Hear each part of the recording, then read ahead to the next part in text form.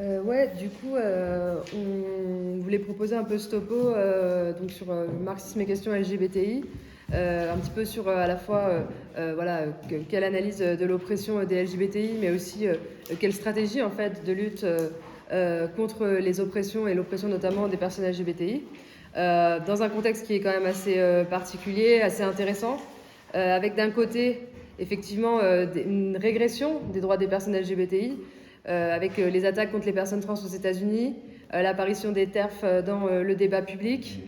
Par exemple, il y a pas mal d'autres attaques. Il y avait en 2022 l'État du Texas qui disait qu'ils étaient en fait favorables à interdire la sodomie, donc c'est la criminalisation de l'homosexualité, quoi. Et en Russie, actuellement, il y a une volonté d'interdire complètement les transitions. Mais d'un autre côté, il y a des mobilisations très importantes, en fait, chaque année. Ouais. Tu veux faire... Tu veux ne pas faire... Si, si vous voulez, on ne fait pas en simultané, les camarades. Comme vous voulez, hein. Ça fait un... Comme vous voulez.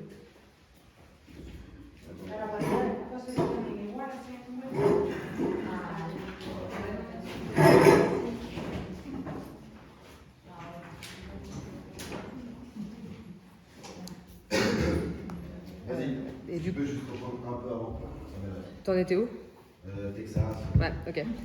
Du coup, c'est un contexte un peu de régression des droits des personnes LGBTI, avec par exemple au Texas, dans l'État du Texas, on disait qu'on voulait interdire la sodomie, criminaliser l'homosexualité en 2022, ce qui est quand même un retour en arrière très important.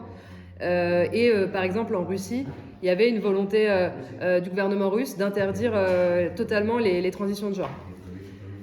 D'un autre côté, on a des mobilisations importantes en fait chaque année, tout le temps, enfin franchement très régulières sur les questions des personnes LGBTI, des droits des personnes LGBTI, avec des victoires, notamment en Argentine, dans l'État espagnol ou même en France, puisque quand même cette année on célèbre aussi, c'est l'anniversaire des 10 ans du mariage pour toutes et tous, donc le mariage homosexuel. Chaque année, il y a également des marches des fiertés qui sont très importantes, mais qui en fait sont beaucoup plus, sont très festives quoi, et qui sont très loin des prides revendicatifs qui auraient pu être héritières en fait des émeutes de Stonewall de 1969, qui à ce moment-là, elles étaient un mouvement de contestation profonde de l'État, de la police, 1969. De l'État, de la police et de la famille patriarcale et hétérosexuelle.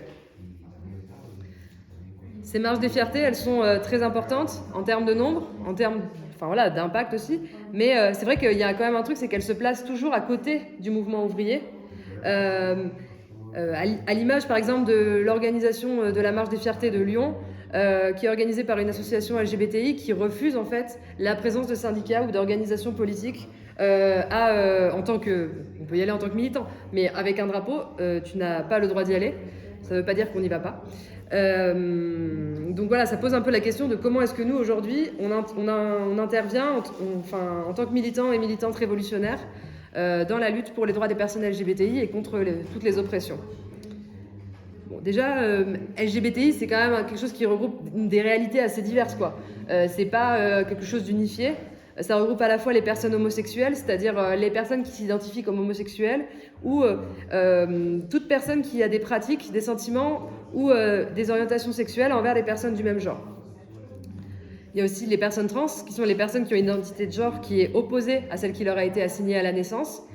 Et les personnes intersexes, c'est-à-dire les personnes dont les caractères sexuels biologiques, notamment leurs organes génitaux, leurs gonades, leur taux d'hormones et leurs chromosomes, toutes ces caractéristiques-là biologiques, elles ne correspondent pas aux définitions traditionnelles du sexe masculin ou féminin. Donc l'homosexualité, la transidentité et l'intersexuation sont des choses qui se retrouvent dans l'ensemble de la société, toutes les couches de la société, de même que toutes les couches de la société sont traversées par les oppressions qui vont avec en fait. En l'occurrence, l'homophobie et la transphobie, que nous analysons comme découlant de l'oppression patriarcale. Pourtant, quand on regarde de plus près, on voit que c'est quand même une oppression qui touche davantage les travailleurs et les travailleuses LGBTI, C'est le cas pour la répression étatique et patronale. Par exemple, si on prend les statistiques, en gros, des condamnés pour homosexualité, femmes et hommes confondus, en France entre 1964 et 1966, on voit que la plus grosse part sont des travailleurs.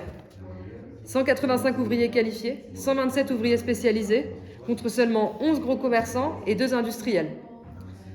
C'est lié d'une part au fait que les bourgeois homosexuels, ils pouvaient se protéger en fait de cette répression par le fait d'embaucher des avocats, de faire jouer des réseaux judiciaires, de graisser la patte à la police, etc. Mais en fait, c'est aussi d'autre part lié à une réalité qui est quand même assez logique. La majorité de la population, la très grosse majorité de la population, elle est composée de travailleurs et de travailleuses. C'est pas très étonnant que la majorité des personnes LGBTI, ce soit des travailleurs et des travailleuses. En vérité, c'est quelque chose d'assez logique. Bon, donc en fait, nous on analyse les personnes LGBTI, travailleuses quoi, elles font partie de notre camp social quoi. On pense pas que la majorité des personnes LGBTI, on pense qu'elles sont de notre camp social. Donc il va s'agir de voir quelle est l'origine donc de l'oppression des LGBTI et donc comme je l'ai déjà dit, de voir comment on entend lutter contre cette oppression. Donc je vais commencer par un peu expliquer quelle est l'origine du coup de l'oppression des LGBTI et nous, on pense que cette origine de l'oppression, elle vient de la famille patriarcale. Donc l'homophobie ou la transphobie, contrairement à leur appellation, c'est pas une peur incontrôlable des personnes trans ou des personnes homosexuelles, c'est pas une phobie, c'est quelque chose de structurel qui est, comme le sexisme, un des aspects du patriarcat. C'est pour ça que c'est important de revenir sur le rôle de la famille, première institution oppressive qui est aujourd'hui taillée et qui est taillée pour répondre aux besoins du système capitaliste. Donc, ce qui a longtemps fait foi sur la famille et ce qui a été théorisé notamment par Engels dans l'origine de la famille, de la propriété privée et de l'État, c'était que la famille trouvait son origine dans la société de classe et que les sociétés primitives, entre guillemets, étaient régies par le droit maternel, c'est-à-dire une forme de matriarcat primitif. Bon, ces analyses, elles découlent seulement de l'avancée de l'anthropologie à l'époque d'Engels. Ouais. Celle d'avant ? Ouais, dans l'origine de la propriété privée de l'État, il pense que la famille, elle trouve son origine dans la société de classe et que les sociétés primitives, elles étaient régies par le droit maternel et une forme de matriarcat primitif. Mais ces analyses, elles découlaient en fait seulement de l'avancée de l'anthropologie à l'époque d'Engels. Aujourd'hui, en fait, il y a beaucoup d'anthropologues, de sociologues qui considèrent qu'il y a en fait toujours eu une division sexuelle du travail, des tâches, de manière générale. Et une oppression des femmes dans la quasi-totalité des sociétés primitives. Même quand il y avait une certaine égalité matérielle, il n'y avait probablement pas de domination féminine, en gros. On ne connaît pas vraiment la base exacte de ça, d'où ça vient, pourquoi c'était comme ça, mais il semblerait que c'est quelque chose qui se passait comme ça. Mais quoi qu'il en soit, aujourd'hui, la famille, c'est la cellule de base de l'organisation sociale. Dans les sociétés féodales déjà, la famille, c'était une cellule productive. C'est-à-dire qu'en fait, dans une famille d'agriculteurs... Ouais, je peux essayer, ouais. T'en es où ? Ouais.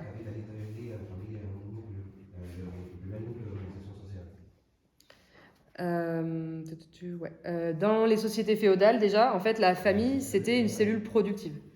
C'est-à-dire que dans une famille d'agriculteurs, tout le monde devait mettre la main à la pâte et l'ensemble du groupe que formait la famille vivait de ce que l'ensemble de la famille était en mesure de produire. À ce moment-là, les enfants ils vont représenter de la main-d'œuvre, et ce notamment dans les familles qui ne sont pas propriétaires de leurs terres et qui ne disposent que de leur force de travail. Mais c'est aussi d'ores et déjà ce qui va venir consolider la propriété privée, voire lui permettre de s'étendre par l'héritage. La famille est ce qui va permettre de perpétuer une division en classes de la société, puisqu'avec l'héritage, en fait, on hérite de ce que possédaient déjà les possédants. Puis en fait, au début de l'industrialisation, avec le développement de plus en plus important du système capitaliste, la famille, elle va petit à petit se défaire de son rôle productif pour se concentrer sur une fonction reproductive. Donc dans la société capitaliste, l'ouvrier, il vend sa force de travail au capitaliste en échange d'un salaire qui est inférieur à la valeur totale de ce qu'il produit. Dans cette situation, la famille, elle va avoir pour rôle de reproduire cette force de travail. Très concrètement, la rémunération du travailleur, elle va lui permettre non seulement de se nourrir, de s'habiller et de dormir, pour reproduire sa force de travail le lendemain, mais aussi lui permettre de produire de futurs travailleurs, donc de se reproduire sa force de travail sur plusieurs générations à travers ses enfants. Donc on va avoir une répartition sexuelle du travail avec les femmes qui vont rester à la maison, s'occuper des enfants, s'occuper de tout ce qui va faire que le travailleur il peut retourner au travail le lendemain, nettoyer les vêtements, faire la cuisine, tous ces trucs-là, faire le ménage, enfin tous ces trucs-là qui permettent au travailleur de retourner à l'usine le lendemain, et elle va s'occuper des enfants aussi. À ce niveau-là, nous, on a déjà un désaccord avec les féministes qu'on dit radicales, qui considèrent que c'est l'homme qui est le principal bénéficiaire en fait de ce travail domestique, et donc il y aurait une classe des hommes qui oppresserait une classe des femmes. Oui, dans cette situation, l'homme profite gratuitement du travail de sa femme, c'est vrai. Mais en fait, si on regarde un peu, on écarte un petit peu la perspective, on voit que en fait, celui qui profite également et principalement de tout ça, c'est quand même le patron qui, en fait, en échange d'un salaire de misère qu'il donne à son travailleur, il ne paye pas la femme. Il ne paye pas la femme du travailleur non plus. Lui, il est sûr de voir revenir son ouvrier le lendemain. Et donc de continuer à s'enrichir grâce à cette main-d'œuvre peu chère, nourrie, blanchie, voilà. Et donc il y a un intérêt pour la classe capitaliste à maintenir les femmes dans l'oppression. Dès lors, on voit que les personnes qui ne se conforment pas aux normes de la famille hétérosexuelle, de la famille patriarcale, elles sont exclues de la société, socialement et économiquement. Puisqu'en fait, toute la société, et notamment les salaires, est organisée autour de ce modèle familial. Si tu es une personne assignée femme à la naissance et que tu es prolo, ton rôle dans la société, c'est de te marier avec un homme et d'avoir des enfants. Si tu ne respectes pas cet ordre social, la société, elle va te rejeter. L'oppression des personnes homosexuelles ou qui ne respectent pas les normes de genre assignées par la société, comme les personnes trans ou les personnes intersexes, du coup, elle passe par un traitement différent, voire fondamentalement violent dans la sphère économique, mais aussi dans tous les aspects de la société, y compris la sphère de leur propre famille, en fait. Et donc, la violence étatique contre les homosexuels, notamment, entre autres, elle exprime la nécessité de cette famille hétérosexuelle patriarcale pour le système capitaliste. Cette répression étatique, elle passe par différentes attaques, comme j'en ai parlé au début, l'interdiction de la sodomie, la différenciation de majorité sexuelle, comme ça a été le cas en France jusqu'en 82, les thérapies de conversion, les suppressions de subventions aux associations qui prennent en charge les personnes LGBTI, les mutilations contre les personnes intersexes, et j'en passe. La répression des rapports homosexuels, sous couvert de moralité, en fait, elle est principalement là pour exprimer que toutes celles et tous ceux qui s'opposent au modèle de la famille reproductive essentielle au système capitaliste, toutes ces personnes-là, elles doivent être réprimées. Il y a un groupe qui s'appelle le Front homosexuel d'action révolutionnaire, le phare, qui est apparu en 1971 après un rapprochement en fait, entre des féministes lesbiennes, des activistes gays, qui souhaitaient en fait lutter pour les droits des personnes homosexuelles à un moment où en fait les organisations du mouvement ouvrier, c'était pas vraiment le meilleur endroit pour le faire, mais on va en parler un peu plus tard. Et donc, ils ont écrit un texte qui s'appelle « Rapport contre la normalité », et ils parlent de ça. Donc, je vais lire un extrait. Je cite. « L'autre jour, un copain a été viré parce que son patron avait appris qu'il était homosexuel. Ce fait est significatif. Toute une législation le rend possible, le sollicite même. En effet, en France, terre de liberté, la loi pétainiste fasciste de 1942, corrigée et aggravée par De Gaulle en 1960, nous considère comme un fléau social. Ce qui s'explique aisément. Une société fondée sur le fric et contrôlée par les crapules capitalistes a sa logique froide. Plus il y a de producteurs prêts à produire et à se reproduire, plus se crée de richesses et plus les porcs bourgeois peuvent s'engraisser. On comprend que Debré souhaite des familles de 4 enfants, 100 millions de Français pour l'an 2000, et que la loi ait été votée sous son ministère. La Commune de Paris et la Révolution russe de 1917 avaient accordé dans les faits ce droit à la liberté sexuelle à toutes et tous, homosexuels ou non. Fin de citation. On voit ici tout l'enjeu pour les capitalistes et les gouvernements à leur botte d'entretenir l'oppression des LGBTI et de faire la promotion de la famille hétéro-patriarcale dans la perspective de produire toujours plus et de continuer leur domination. Si aujourd'hui il y a une égalité en droit en France entre les personnes homosexuelles et hétérosexuelles, en fait, il y a une continuation des discriminations à tous les niveaux de la société. Il y a une différence profonde entre l'égalité en droit et l'égalité réelle. Mais du coup, ça pose la question de comment est-ce qu'on parvient à cette égalité réelle. Nous, on l'a vu, la classe capitaliste, elle n'a aucun intérêt à abolir en fait l'oppression des LGBTI. Il n'y a que la classe des travailleurs et des travailleuses qui soit en mesure d'en finir avec cette oppression, comme avec toutes les autres en fait. C'est pour ça qu'on pense que la question de la lutte contre l'oppression des LGBTI, elle doit être prise en charge par la classe ouvrière et donc par les organisations révolutionnaires aussi, comme les nôtres. Et donc là, on va plutôt revenir un petit peu sur les rapports entre le mouvement ouvrier et la question LGBTI, d'un point de vue à la fois historique mais aussi actuel. Parce qu'en fait, pour certains, ça peut paraître paradoxal que la classe ouvrière doive prendre en charge ces questions. Parce que dans les médias ou dans l'opinion publique en général, en fait, c'est pas rare de penser qu'il y a un fossé entre la classe ouvrière et les personnes LGBTI, ou que les LGBTI-phobies sont exacerbées dans les milieux prolos, quoi. Nous, on n'est pas idéalistes. En fait, on sait que l'homophobie et la transphobie, elles existent dans la classe ouvrière. Mais c'est une certitude, en fait. Ça existe dans toute la société. Il y a plein de témoignages qui existent sur l'homophobie subie par des jeunes dans leur famille prolo ou dans des environnements prolo. Par ailleurs, quand on regarde le dernier rapport de l'association SOS Homophobie, 60% des agressions LGBTI-phobes en France sont perpétrées par des collègues et donc par d'autres travailleurs. Mais en même temps, dans cette situation d'agression LGBTI-phobie dans le travail, les chefs, les managers, les patrons, en fait, ils font rien. Dans la plupart des cas, pour remettre en cause cela, il n'y a pas vraiment de répression de l'homophobie dans l'entreprise, quoi. Par ailleurs, on trouve même dans le rapport de SOS Homophobie des témoignages qui montrent que les supérieurs hiérarchiques sont complices, voire coupables de ces agressions dans énormément de cas.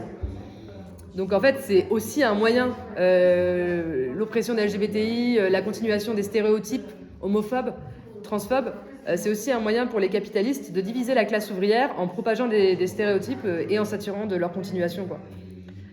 Et puis par ailleurs, l'homophobie, c'est quand même vachement loin d'être le monopole de la classe ouvrière, comme nous l'a rappelé la Manif pour tous en 2013, au moment du passage de la loi Taubira sur le mariage homosexuel. En fait, les personnes qui manifestaient en France contre le mariage pour tous, pour beaucoup, ils étaient quand même vachement loin de venir de milieux ouvriers. Mais en fait, ils venaient plutôt de la droite catholique, bourgeoise et réactionnaire, qui veut protéger sa propre morale bourgeoise et l'ordre social.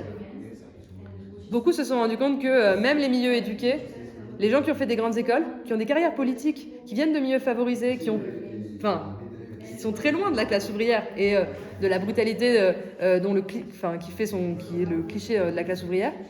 En fait, ils oppressent de manière tout aussi violente en fait les personnes LGBTI. Moi, je me souviens d'un truc un peu sur la Manif pour tous, c'était la comparaison sans cesse avec l'inceste, avec la pédophilie, avec la zoophilie, avec tout ce que vous voulez, des personnes homosexuelles, quoi. Donc c'est quand même quelque chose d'assez violent, enfin même d'hyper violent dans la société. Et donc l'homophobie, elle se retrouve dans toutes les couches de la société, et y compris en fait dans la classe ouvrière. En revanche, il y a un truc qui est hyper important, c'est de ne pas céder d'un pouce à cette idée en vogue selon laquelle en fait les travailleurs ce serait un ramassis d'arriérés sexistes, racistes, homophobes. Les préjugés homophobes en fait et plus généralement les idées réactionnaires, elles sont intégrées par les travailleurs parce que ces préjugés ils sont profondément inscrits dans la société. Un enfant, il peut insulter un autre enfant d'enculé, de pédé, de toutes ces insultes-là sans même savoir ce que ça veut dire en fait. Enfin, c'est parce que c'est ancré dans la société. Et donc si ces préjugés ils ont émergé, c'est parce qu'au même titre que d'autres préjugés et d'autres stéréotypes, ils avaient pour fonction de justifier le rôle central joué par la famille nucléaire dans la reproduction de la force de travail et la division sexuelle du travail. Bien sûr, les idées et la rhétorique homophobe, ils ont évolué en fonction des mutations de la société. Mais en fait, il faudrait rappeler à tous ceux qui font preuve de mépris de classe que, comme l'expliquait Karl Marx, en fait, à toutes les époques, l'idéologie dominante, c'est celle de la classe dominante.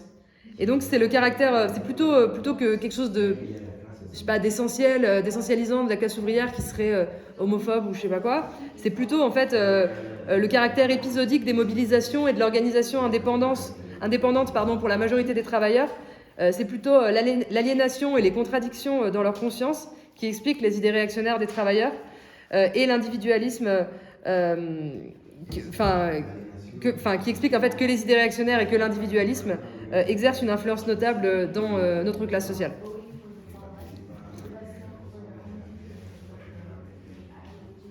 Tout à l'heure, j'ai parlé du texte du Phare qui disait le fait que la révolution russe avait accordé la liberté sexuelle à toutes et à tous.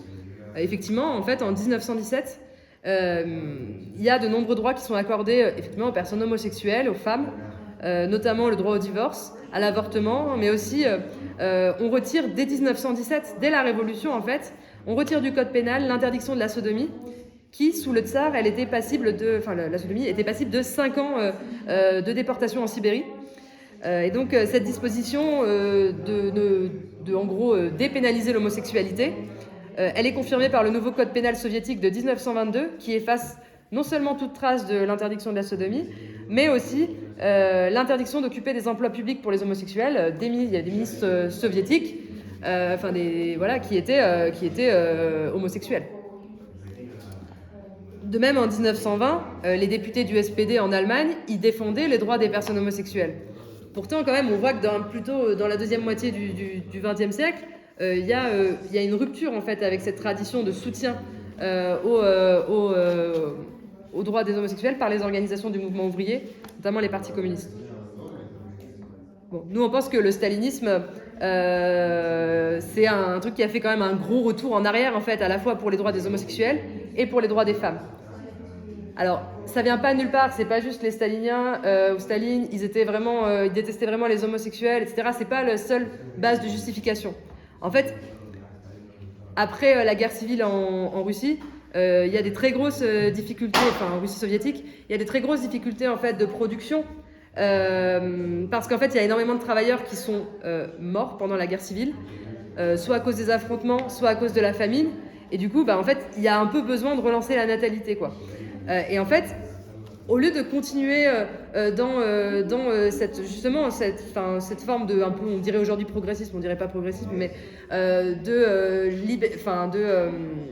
dépénaliser l'homosexualité et donner des droits aux femmes, en fait, ce que vont faire les staliniens, Staline, c'est plutôt s'appuyer sur des préjugés qui sont toujours ancrés dans la société, et notamment aussi à l'intérieur du parti bolchevique, pour relancer la natalité. Et donc, il y a une réhabilitation de la famille comme cellule de base. Et Staline, il fait lui-même la promotion de la famille. Il y a pas mal de dessins de propagande qui existent avec Staline avec des enfants, etc., etc. C'est vraiment la promotion de la famille, à nouveau. Et ça se traduit par des dispositions législatives, comme l'ajout en 1933 au code pénal soviétique de l'article 121 qui criminalise l'homosexualité et la rend passible de 5 ans de prison. Ou la législation du 27 juin 1936 qui a interdit quasiment l'avortement et rend le divorce presque impossible en raison de très lourdes taxes. Donc ça, c'est très bien expliqué dans le chapitre 7 de la Révolution trahie de Trotsky, où en fait il revient sur cette réhabilitation de la famille. Donc c'est le chapitre qui s'appelle Thermidor au foyer. Et donc à partir de là, on va trouver de manière assez prononcée l'idée dans les partis communistes stalinisés, l'idée que l'homosexualité serait une tradition étrangère en fait au mouvement ouvrier. Que l'homosexualité, elle serait pratiquée par des milieux petits bourgeois et aristocrates. Ces idées, elles persistent dans les partis communistes, y compris dans la deuxième partie du XXe siècle, et y compris dans des partis communistes d'autres traditions, comme le Parti communiste cubain, avec quand même Fidel Castro qui a changé d'avis après, mais qui disait au début que quand même la diversité sexuelle, elle était créée par le capitalisme. Je pense pas que ça aurait fondamentalement changé la donne, en fait. Enfin, je pense que ça aurait changé la donne, en fait, que l'URSS, la Russie soviétique, continue, en fait, à dépénaliser l'homosexualité, à donner des droits aux femmes. Je pense que ça aurait changé la donne et ça aurait pu influencer, en fait, les partis communistes du monde entier et le mouvement ouvrier dans le monde entier. Sauf que c'est pas ce choix qui a été fait là. On le voit dans un témoignage d'un militant homosexuel qui s'appelle Jean Le Bitou, qui était membre du groupe de libération homosexuelle, le GLH, qui était une organisation Jean Le Bitou, qui était membre du groupe de libération homosexuelle, le GLH, qui était une organisation homosexuelle maoïste, bon, avec pas mal d'orientations, enfin de traditions un peu différentes. Une organisation homosexuelle qui voulait intervenir dans la classe ouvrière, notamment en participant au 1er mai. Et donc dans la citation que je vais vous lire, Jean Levitou, il raconte leur participation au 1er mai 1975. Je cite. « Le hasard a voulu qu'il se place derrière la CGT, le cortège du GLH. L'attitude de la centrale syndicale et du PCF est bien connue. Duclos, secrétaire général du PCF, voulait qu'on aille se faire soigner. Les banderoles ont été déchirées et on les a tabassées avant de les exclure du cortège. » Fin de citation. Tout ça, en fait, ça pose quand même la question de l'intervention des homosexuels, à la fois dans la lutte des classes, mais quand même, enfin, dans la lutte pour leur propre émancipation, parce que là, un parti communiste, CGT, c'est pas possible. Et donc, dans cette perspective, c'est pas étonnant qu'il y ait un mouvement autonome de lutte pour les droits des personnes LGBTI qui se soit constitué de manière parallèle. Jean Nicolas, qui est un ancien de la LCR, il en parle dans un numéro de Critique communiste, où il dit, je cite, « Les carences du mouvement ouvrier dans son ensemble, que ce soit l'hostilité ouverte des staliniens, le silence des sociodémocrates ou l'oubli des révolutionnaires du soutien apporté antérieurement à la lutte homosexuelle, expliquent que les mouvements qui se sont développés après la Deuxième Guerre mondiale, qu'on peut appeler les mouvements, qu'on peut appeler la deuxième génération du mouvement homosexuel, donc que ces mouvements-là, ils se soient constitués en dehors du mouvement ouvrier et qu'ils n'ont pas cherché activement le soutien du mouvement ouvrier. » Fin de citation. Effectivement, le mouvement ouvrier de l'époque, il était incapable de donner des perspectives en fait aux personnes homosexuelles et trans du fait de sa direction de l'époque.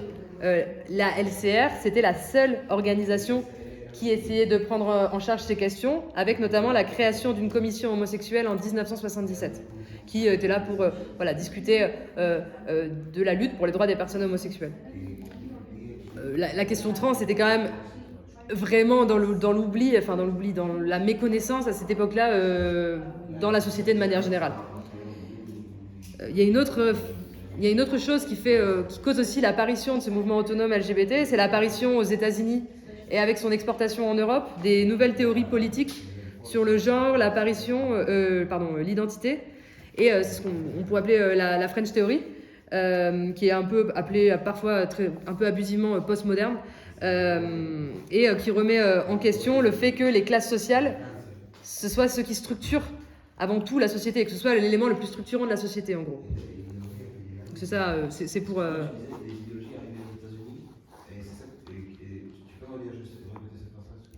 C'est la French Theory. Refaire la phrase. Apparition aux États-Unis, exportation en Europe de nouvelles théories politiques sur le genre, l'identité, et donc l'apparition de la French Theory, qui est appelée parfois un peu abusivement postmoderne, et qui remet en question le fait que les classes sociales soient ce qui structure avant tout la société. C'est très schématisé ce que j'ai dit là. J'ai pas beaucoup de temps pour aller plus loin, mais on pourra en discuter plus tard. Donc il y a des groupes homosexuels autonomes comme le phare dont j'ai déjà parlé et le GLH dont j'ai déjà parlé, qui voulaient partir de l'auto-organisation des opprimés et de l'action collective pour en finir avec l'oppression des homosexuels. Ces groupes, ils faisaient aussi une critique importante de l'homophobie des organisations du mouvement ouvrier. Cependant, le manque d'orientation stratégique de ces groupes, leur désaccord interne et l'absence de perspectives concrètes, ça les a menés à des scissions et à leur dissolution globalement avant la fin des années 70. Bon, malgré effectivement les limites politiques évidentes que je viens de citer de ces groupes des années 70, ils ont quand même permis que la question de l'homosexualité, elle soit posée dans ces années-là. Il y avait des sujets télé, ça en discutait dans le journal. Il y a quand même eu, en 82, la dépénalisation de l'homosexualité en France avec la fin de la différenciation de majorité sexuelle. Donc évidemment, ces groupes autonomes, ils ont été utiles à ce moment-là. Mais en fait, on pense qu'aujourd'hui, les enjeux, ils se posent de manière différente. On pense que la lutte pour les droits des personnes LGBTI, elle doit se faire dans une autre perspective. Bon, aujourd'hui, les organisations du mouvement ouvrier, en France, elles se revendiquent toutes favorables aux droits des personnes LGBTI. C'est à la CGT, au PCF, voilà, c'est des choses qui ont changé.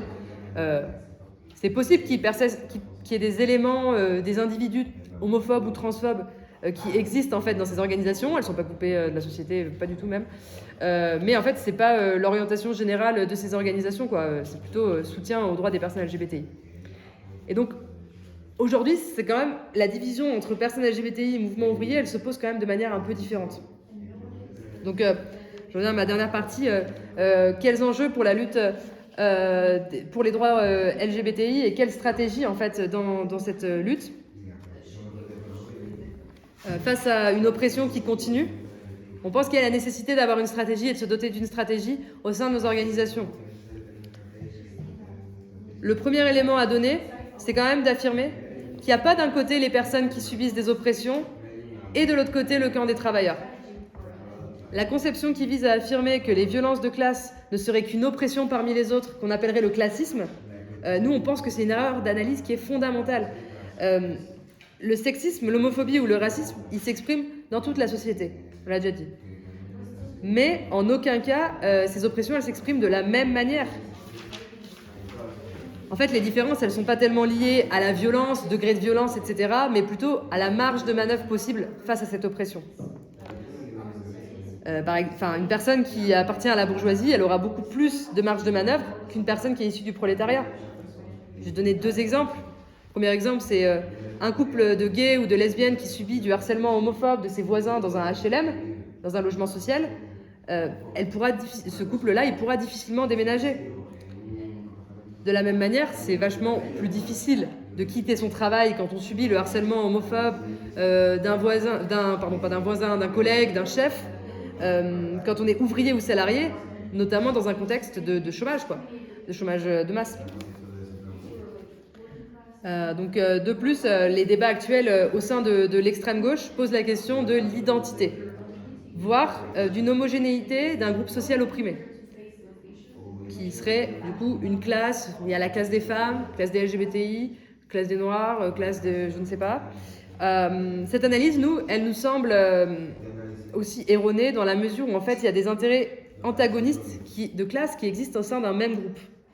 Je vais prendre un exemple que je trouve qui est assez intéressant, c'est les lieux de sociabilité gays qui ont commencé à exister dans les années 70, les bars gays, les boîtes de nuit gays, tous ces trucs-là. En fait, ces lieux, ils existent parce qu'il y a un besoin dans cette société violente, traversée par les oppressions, de se retrouver en fait entre personnes homosexuelles dans ces lieux où en fait on va pas être opprimé normalement à l'intérieur. Mais en fait, ces lieux, c'est aussi des lieux marchands, des lieux d'échange pour des hommes homosexuels aisés. Les patrons gays, en fait, ils peuvent faire des déclarations, ils peuvent dire on est la même famille, etc. Mais ils n'ont pas d'intérêt à l'émancipation parce qu'en fait, les profits de ces lieux de sociabilité, ils dépendent de l'oppression. S'il n'y a plus l'oppression, ces lieux, ils n'ont plus de raison d'exister. En fait, ces lieux de sociabilité en tant que tels, de refuge. Donc en fait, pour eux, prétendre lutter contre les discriminations, c'est pas une remise en cause du système, mais c'est un marché pour eux. Je vais donner un exemple un peu plus précis que vous connaissez peut-être, qui est la grève du bar gay, le End Up, en 1992 à San Francisco. C'est une grève qui éclate à la suite du licenciement du End Up. C'est un bar gay. Non, il n'y a pas de barbier depuis le début, c'est que des bar gays. En 92 à San Francisco. San Francisco. Cette grève, elle éclate suite au licenciement d'un salarié par le patron, mais aussi autour de la question des salaires. Parce qu'en fait, les jeunes travailleurs homosexuels de ce bar, ils étaient installés dans ce quartier parce qu'ils fuyaient en fait la violence de leur famille et ils fuyaient aussi le fait de pas trouver de travail en fait dans une société où tu peux pas trouver de travail quand tu es homosexuel à ce moment-là. Enfin, tu peux, mais c'est difficile. Et ils étaient payés seulement $5 de l'heure par leur patron, ce qui était très très peu. Le patron était homosexuel. Et je vais vous donner un témoignage d'un membre homosexuel des Industrial Workers of the World, qui est une organisation syndicaliste révolutionnaire états-unienne. Donc il parle de cette grève. Je vais vous lire ce témoignage. Donc je cite: « Au final, La véritable victoire au end-up, elle réside dans le fait que les travailleurs homosexuels se sont organisés pour répliquer à l'intérieur même de notre communauté. En tant que caste dirigeante, les patrons de l'establishment gay maintenaient simultanément une mainmise sur les ressources de la communauté, tout en proclamant par ailleurs « Nous sommes tous de la même famille ». Farouchement opposés aux syndicats, les propriétaires de bars gays éditaient également les journaux gays locaux et possédaient les boutiques de notre quartier où il nous arrivait parfois de travailler. En fait, ils possèdent tout. Donc ils ont vraiment une mainmise sur tout le quartier et sur où ces jeunes-là, ils viennent se réfugier. Et je vais citer un bouquin d'histoire justement sur les Industrial Workers of the World qui revient là-dessus. Et donc, je cite, « L'arrogance des bigots homophobes s'accordait d'une très étrange manière avec les patrons du ghetto gay. Les agressions et discriminations empêchaient les gens de fuir. Cela signifiait qu'il existait un flux continu de nouveaux arrivants, nombreux, lâchés dans cette communauté sans aucune racine et cherchant désespérément un travail. Cela permettait de bloquer les salaires au plus bas, de dissuader les gens de faire des vagues, de se rebiffer, de sortir de la norme, de telle sorte que les travailleurs n'avaient plus rien d'autre à perdre que leur dignité. » Il y a un intérêt en fait dans le capitalisme en matière de ces discriminations. Si les patrons gays, dans l'exemple que je viens de citer, ils ont intérêt à faire des déclarations vides en fait sur la fin des discriminations, ils n'ont aucun intérêt à l'émancipation réelle et ils jouent un rôle en fait dans le système capitaliste. Ils font se tourner ce système capitaliste. Aujourd'hui, il y a des appels à l'auto-organisation des opprimés. C'est un truc qui existe, avec des groupes LGBTI qui disent on devrait s'organiser entre personnes LGBTI. En fait, il convient de rappeler que c'est quelque chose qui est utile pour donner un caractère collectif à la lutte. C'est un moyen d'impulser une mobilisation collective en cherchant un soutien large et actif. Par exemple, aux États-Unis, là, il n'y a pas longtemps, ouais, bien sûr, c'est le fait de... il y a des appels à l'auto-organisation des opprimés de manière collective. Et c'est utile parce que justement, ça donne un caractère collectif à la lutte. C'est un moyen d'impulser une mobilisation collective en cherchant un soutien large et actif. Là, je ne sais pas si vous avez vu, aux États-Unis, il y a, une semaine, il y a eu en fait la plateforme de rencontre pour hommes gays, Grindr. Ces employés, ils ont décidé de se syndiquer. Et en fait, ils disent que, je cite, « En tant que membres et alliés de communautés qui sont systématiquement oppressées, nous savons que la force vient du fait de travailler ensemble, pas seuls. » Ils disent à la fois qu'il est nécessaire pour eux de se syndiquer du fait des récentes attaques contre les LGBTI aux États-Unis, mais aussi face au pinkwashing de leur entreprise. Ils disent « Nous ne voulons pas une entreprise qui soit faite pour les personnes queer.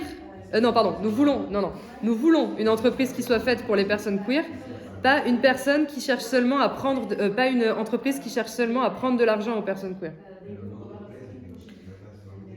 À travers ce syndicat qui est construit à la fois sur la base de revendications communautaires sur les droits LGBTI, mais aussi en fait sur des revendications de traitement en fait des travailleurs, parce qu'en fait les travailleurs homosexuels ils se font exploiter à Grindr aussi quoi. En gros, ils invitent aussi les autres travailleurs de la tech aux États-Unis à se syndiquer pour lutter pour leurs droits, pas que les droits des personnes LGBTI, mais juste les droits des travailleurs de la tech. On a eu un peu le même phénomène dans les syndicats de Starbucks aux États-Unis, qui se sont construits autour de revendications ouvrières sur les salaires, sur les cadences, mais aussi sur les droits LGBTI, le respect des pronoms et des prénoms des personnes trans, entre autres. Lors des dernières Pride, lors du mois de juin de 2023, le syndicat principal des travailleurs de Starbucks, qui regroupe quand même 8000 travailleurs et de 300 Starbucks, il a appelé à la grève après le refus de certaines boutiques en fait, de mettre les décorations de la Pride par homophobie, en fait, au vu de l'offensive réactionnaire en fait, aux États-Unis, mais aussi contre les pratiques de l'entreprise vis-à-vis des travailleurs. Et ils disent contre le traitement hypocrite que fait Starbucks des travailleurs LGBTI. C'est aussi une forme de pinkwashing, on dit souvent pinkwashing. Donc l'auto-organisation des opprimés, elle est souvent présentée en opposition au mouvement ouvrier, Mais nous, on pense que les structures, elles doivent dépendre des objectifs que se donnent les opprimés. Il n'y a pas de schéma préconstruit. Et on voit bien que les revendications, elles se rejoignent comme dans les cas que je viens de citer, en fait. Nous, on pense qu'il faut une prise en charge par l'ensemble de la classe des travailleurs de ces questions pour plusieurs raisons. D'abord, il y a un intérêt pour l'ensemble de la classe ouvrière. Ouais, on pense qu'il faut une prise en charge de l'ensemble de la classe ouvrière de ces questions pour plusieurs raisons. La première raison, c'est l'intérêt pour l'ensemble de la classe ouvrière à ne pas avoir de division entre les travailleurs, les travailleuses, travailleurs homosexuels, travailleurs hétérosexuels, parce que si c'est une grève des homosexuels, les hétérosexuels, ils vont travailler et ils cassent la grève en fait. Donc en fait, ça n'a pas tellement de sens de faire, ou grève des femmes, pareil, ça n'a pas tellement d'intérêt pour la classe ouvrière. Et la deuxième raison, c'est que même si la bourgeoisie, elle n'est pas homogène sur l'utilisation des discriminations, il y a une bourgeoisie qui est plus progressiste, entre guillemets, une autre qui est beaucoup plus réactionnaire.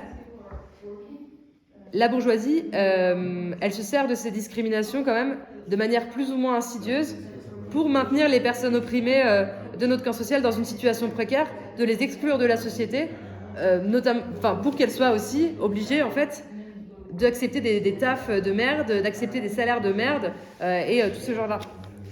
Et ça passe même par des réformes qui n'ont pas forcément un caractère discriminant. Par exemple, la sélection à l'université. L'université, ça peut être un moyen d'émancipation pour les jeunes homosexuels, de partir de leur famille, d'aller dans une autre ville, etc. La sélection à l'université, c'est quelque chose qui va empêcher, en fait, de sortir de ce cocon familial qui peut être violent.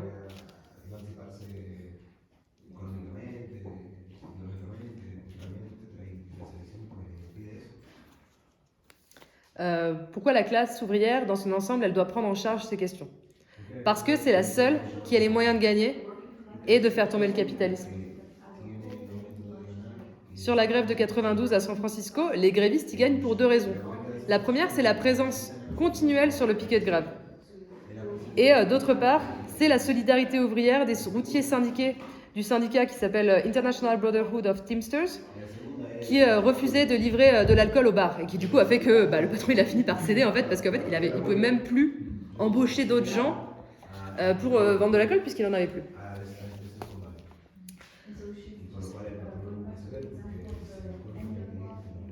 Ça veut pas dire qu'on a une vision idéalisée de notre camp par fétichisme politique. Cependant, la classe ouvrière, c'est la seule à avoir l'intérêt et la capacité à mener une révolution socialiste.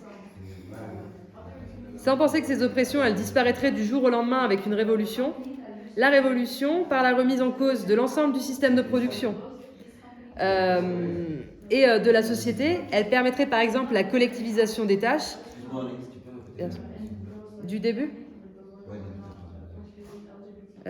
sans penser que les oppressions disparaîtraient. Sans penser que les oppressions disparaîtraient du jour au lendemain avec une révolution, cette dernière, elle permettrait, par la remise en cause de l'ensemble du système de production et de la société, la collectivisation et la déspécialisation des tâches, avec par exemple la prise en charge collective des tâches domestiques, des gardes d'enfants, avec une remise en cause du coup de la cellule familiale par la division sexuelle du travail. C'est aussi quelque chose qu'on retrouve dans la révolution de Trahie de Trotsky, dont je vous ai cité le chapitre plus tôt. Il s'agit de comprendre le rôle stratégique de notre classe telle qu'elle est réellement dans sa diversité, mais nullement de dire que la lutte contre les oppressions, elle est secondaire. Nous, on croit en la centralité de la classe ouvrière dans la lutte contre les oppressions, mais on pense que c'est un combat aujourd'hui, pour demain. De plus, ces expériences avec les organisations ouvrières sur les questions d'oppression, les expériences avec les organisations ouvrières sur des questions d'oppression spécifiques, elles permettent de remettre, elles permettent également d'avancer dans les organisations du mouvement ouvrier sur des questions LGBT.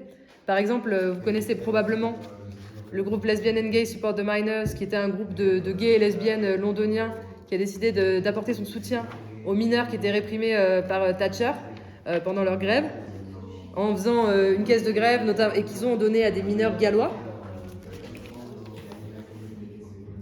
Et du coup, il y a un de ces mineurs gallois qui s'appelle, c'est dans le film Pride, je sais pas si je l'ai déjà dit, le mineur gallois David Donovan. Attends, une seconde. Venía Galo, venía del Sí. norte de Reino Unido. Gary, Ok. tu peux redire le nom? David Donovan. Il déclare au concert de soutien Pits and Pervets, concert de soutien un peu connu, qui est organisé en 1984. Je cite: Désormais, nous épinglerons votre badge. Nous vous soutiendrons. Les choses ne changent pas en une nuit. Mais maintenant, 140 000 mineurs savent qu'il y a d'autres causes et d'autres problèmes. Nous savons pour les Noirs, nous savons pour les gays et le désarmement nucléaire. Et nous ne serons plus jamais les mêmes. Une délégation de mineurs a par ailleurs participé l'année suivante, en 85, à la Pride de Londres. Et lors de la conférence du Parti travailliste, la National Union of Mineworkers, donc le syndicat des mineurs, il a fait adopter une motion en faveur des droits homosexuels contre l'avis de la direction du Parti travailliste. En 1988, la National Union of Mineworkers est également en soutien de la lutte contre la clause 28. La clause 28, c'était un truc qui voulait interdire la promotion de l'acceptabilité de l'homosexualité en tant que prétendue relation familiale. Moi, je me suis resté à partie contre la ligne de direction travailliste. Ouais, du coup, en 88, ils sont le syndicat des mineurs. Ils sont également en soutien à la lutte contre une clause qui s'appelle la clause 28, qui interdisait, je cite, la promotion de l'acceptabilité de l'homosexualité en tant que prétendue relation familiale. Et donc, pour finir, pour nous, il n'y a pas d'un côté la lutte contre l'homophobie et de l'autre celle contre l'exploitation, parce qu'il n'y a pas en fait les LGBTI d'un côté et les travailleurs de l'autre. En fait, les LGBTI, ils flottent pas au-dessus des antagonismes de classe comme ça, non. Ils sont dans les antagonismes de classe. La bourgeoisie, elle a fait naître un prolétariat urbain qui, en retour, a pu s'organiser en tant que classe pour soi et défendre ses intérêts historiques. Et de la même façon, en classifiant et en caractérisant les homosexuels de façon pseudo-scientifique ou de façon policière pour justifier en fait leur répression, la bourgeoisie du 19e et du début du 20e siècle a créé une identité dont les opprimés ont pu s'emparer pour commencer à s'organiser et à s'affirmer collectivement. La fierté lesbienne, gay, bisexuelle, transgenre et intersexe et la fierté ouvrière ont en quelque sorte la même signification. Pas celle d'un orgueil stérile, mais celle d'un vif sentiment d'une dignité qui ne peut pas faire de concessions. La fierté lesbienne, gay, bi, transgenre, intersexe et la fierté ouvrière ont en quelque sorte la même signification. Pas celle d'un orgueil stérile, mais celle d'un vif sentiment d'une dignité qui ne peut pas faire de concessions.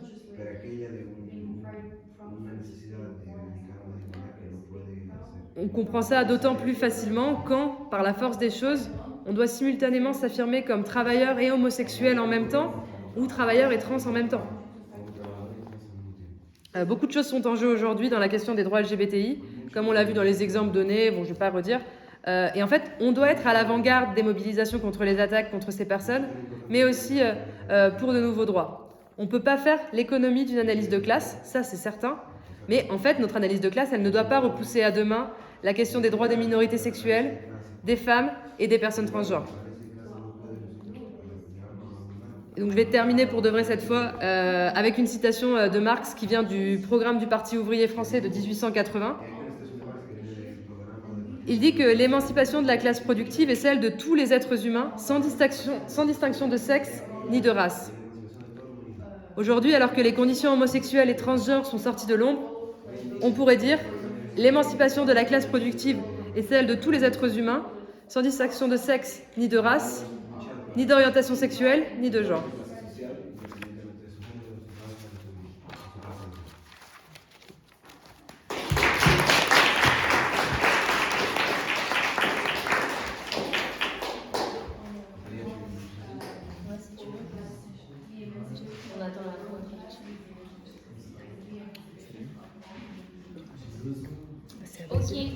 Merci beaucoup Anaïs pour l'entretien.